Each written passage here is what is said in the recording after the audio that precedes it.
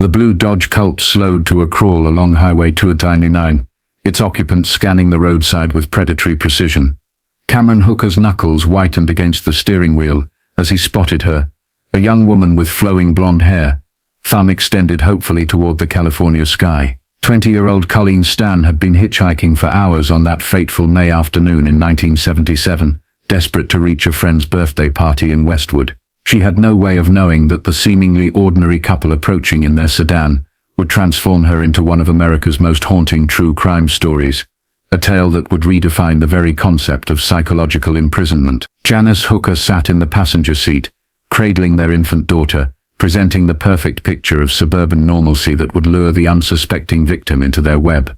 Her husband had spent months conditioning her for this moment, gradually introducing her to his twisted fantasies about capturing and controlling a female slave. The young mother had initially resisted, but Cameron's manipulative genius lay in his ability to make the unthinkable seem inevitable, reasonable, even necessary. As they pulled alongside the hitchhiker, Janice forced a smile that masked the churning terror in her stomach, knowing that she was about to become complicit in an act that would haunt her for decades. Colleen approached the vehicle with the casual confidence of youth, noting the baby in the back seat and feeling reassured by what appeared to be a normal family offering assistance. She slid into the back seat beside the infant, chatting pleasantly about her destination as Cameron pulled back onto the highway. The conversation flowed naturally for several miles, discussion of the weather, the baby, innocent small talk that masked the sinister intentions brewing in the driver's mind. But when Cameron suddenly veered off the main highway onto a remote dirt road, claiming he needed to show her something interesting,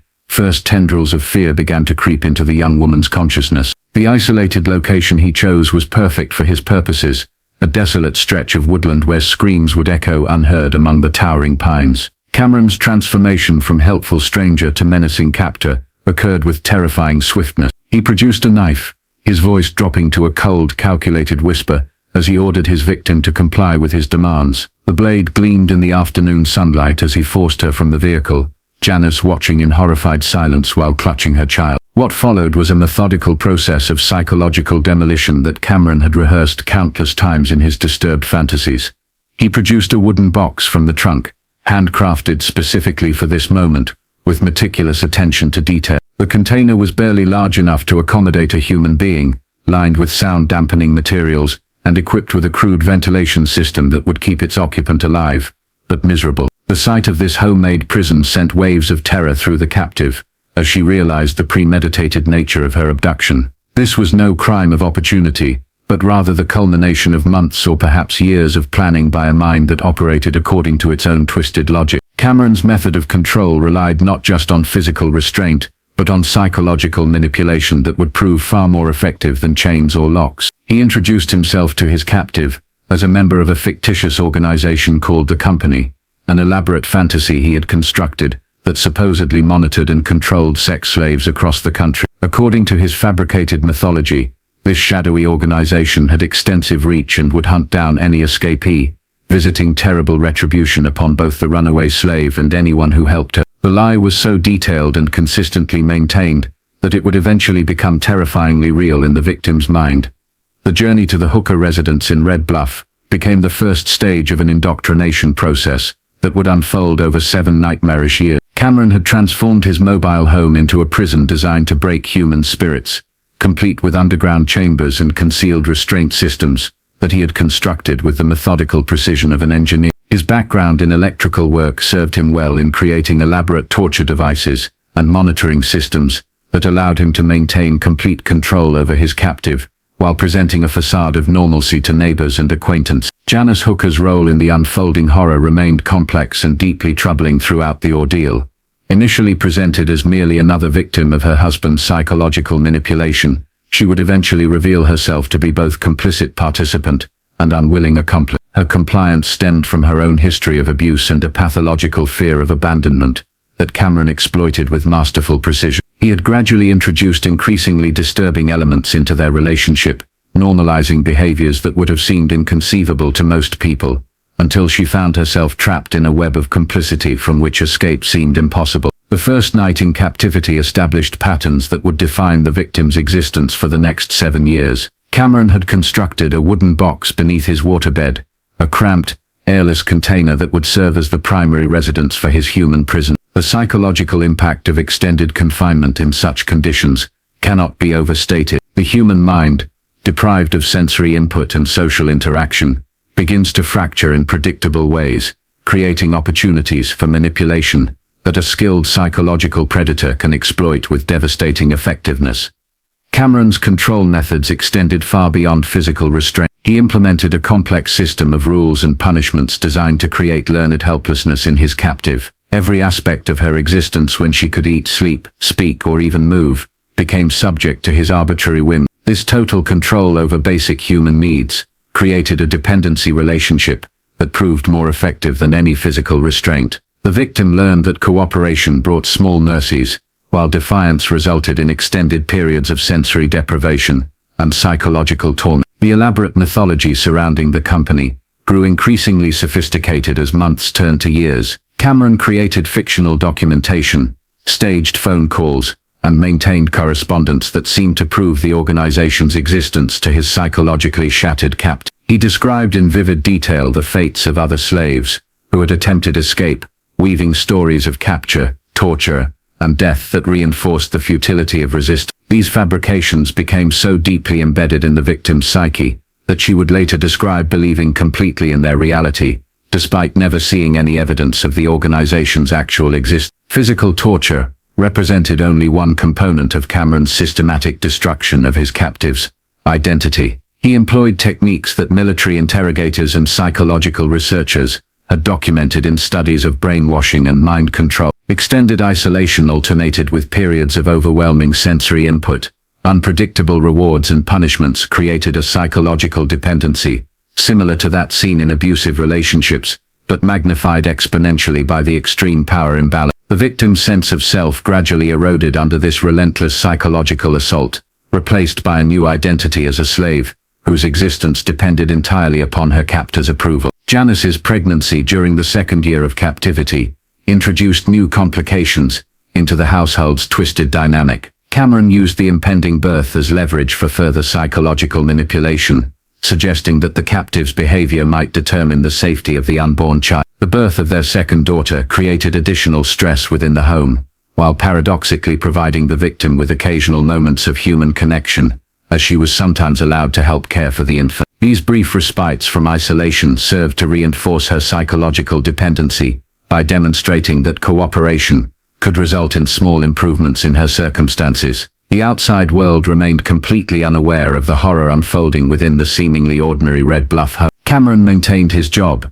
and social relationships with remarkable skill, presenting himself as a devoted family man, whose only unusual trait was an interest in woodworking that explained the frequent sounds of construction emanating from his property. Neighbors later reported no suspicions about activities in the Hooker household, a testament to Cameron's ability to compartmentalize his criminal behavior and maintain a convincing facade of normalcy. As years passed, the psychological conditioning achieved its intended effect. The captive's world shrank until it encompassed only the confines of her prison and the twisted relationship with her captor. Opportunities for escape presented themselves occasionally, moments when she was allowed outside the box for cleaning or other tasks, but the psychological barriers proved more effective than any physical restraint. The fabricated threat of the company loomed constantly in her consciousness, making freedom seem not just impossible, but potentially deadly for herself and anyone who might help her. Cameron's control extended even to the victim's internal life. He dictated not only her actions, but attempted to control her thoughts and emotions through a combination of reward and punishment that gradually rewired her psychological responses. Acts of compliance brought small improvements in conditions, additional food, brief periods outside the box, or moments of human contact. Resistance resulted in extended isolation, reduced rations, and psychological torture designed to reinforce her helplessness. Over time, these conditioning techniques created what psychologists would later recognize as a textbook case of learned helplessness and psychological dependency. The fourth year of captivity marked a disturbing evolution in Cameron's treatment of his prisoner. Having achieved complete psychological control, he began allowing her limited freedom within the house, while maintaining the omnipresent threat of the company. To ensure compliance, she was permitted to help with household tasks, care for the children, and even venture outside under carefully controlled circumstances. To external observers, she might have appeared to be a family friend or relative staying with the Hookers, never betraying any sign of her true circumstances through her demeanor or behavior. This apparent freedom represented perhaps the most psychologically sophisticated aspect of Cameron's control system.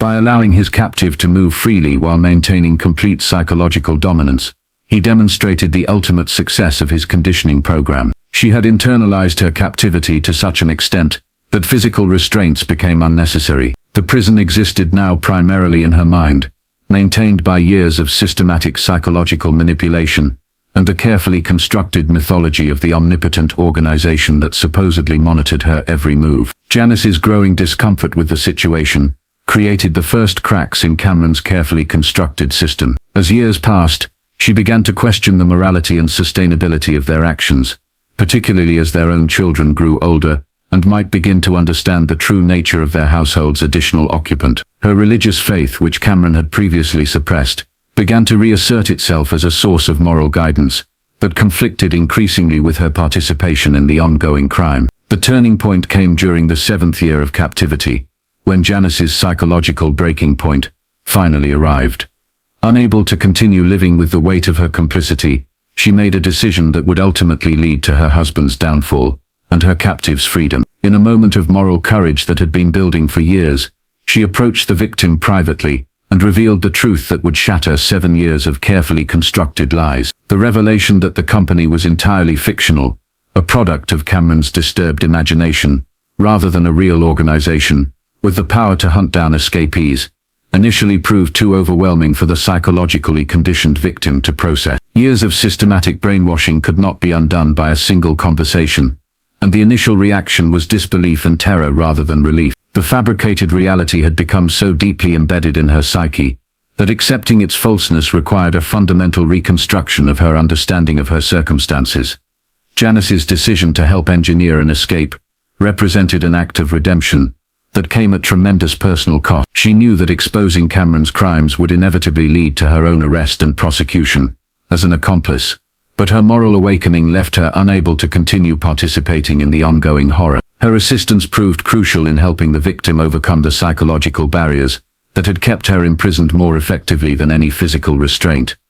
The escape itself proved anticlimactically simple after 7 years of psychological imprisonment. With Janice's help, the victim simply walked away from the house one day while Cameron was at work, catching a bus to her family's home, without any dramatic pursuit or recapture attempt. The omnipotent organization that had terrorized her thoughts for 7 years existed only in Cameron's imagination, and her freedom required nothing more than the psychological strength to reject the elaborate fiction that had controlled her life. The reunion with her family represented both triumph and tragedy, as 7 years of psychological conditioning could not be immediately undone by physical freedom. The victim struggled to readjust to normal life, haunted by residual fears and psychological damage that would require years of therapy to address. Her family's joy at her return was tempered by their horror at learning the details of her captivity, and their struggle to understand how such systematic psychological manipulation had been possible. Cameron's arrest came swiftly once the victim found the courage to contact authorities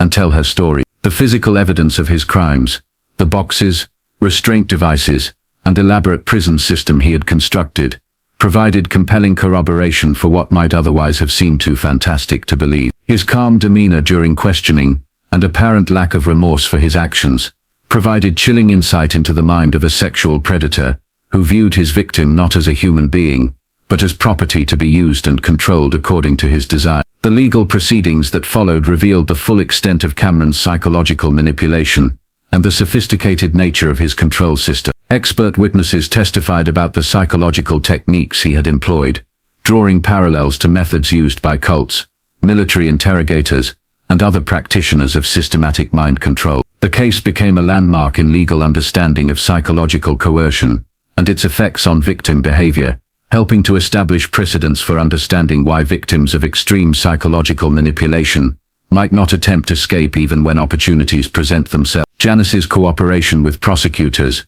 proved essential in securing Cameron's conviction, though her own complicity in the crimes resulted in her prosecution as an accessory. Her testimony provided crucial insight into Cameron's methods and motivations, while revealing the complex dynamics that had enabled the crimes to continue for 7 years. Her decision to finally break her silence represented a form of moral courage that helped bring justice, while simultaneously highlighting the corrupting influence of systematic psychological abuse. The sentencing phase revealed Cameron as an unrepentant predator, whose crimes represented not a momentary lapse in judgment, but a carefully planned and methodically executed campaign of psychological destruction. His elaborate preparations, sophisticated control methods, and complete lack of empathy for his victim demonstrated a level of criminal sophistication that demanded the maximum possible punishment. The judge's comments during sentencing reflected society's horror at crimes that pushed the boundaries of human cruelty, while revealing the terrifying effectiveness of systematic psychological manipulation. The victim's recovery process extended far beyond the courtroom,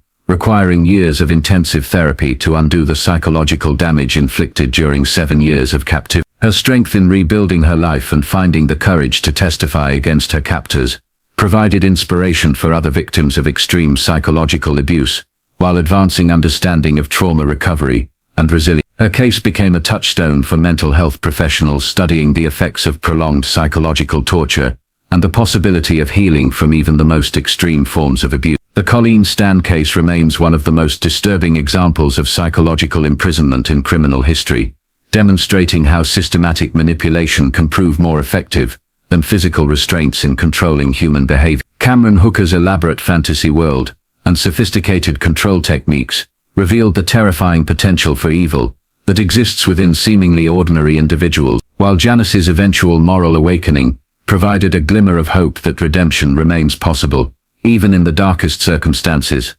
The wooden box that held Colleen Stan captive for 7 years became a symbol of humanity's capacity for both unimaginable cruelty and remarkable resilience. Her survival and eventual freedom serve as testament to the indomitable nature of the human spirit, while the systematic psychological destruction she endured reveals the horrifying effectiveness of mental torture in breaking down human identity and resistance. The case continues to influence legal understanding of psychological coercion, victim behavior, and the complex dynamics of extreme abuse, ensuring that the lessons learned from this nightmare contribute to protecting others from similar fate. The echoes of those 7 years continue to reverberate through the criminal justice system, victim advocacy organizations, and psychological research communities, serving as a stark reminder that the most effective prisons are often those constructed, not of concrete and steel, but of manipulation and the systematic destruction of hope. Colleen Stan's story stands as both a cautionary tale about the potential for human evil and an inspiring example of survival against impossible odds, proving that even in the darkest circumstances, the possibility of freedom and redemption endures for those brave enough to reach for it.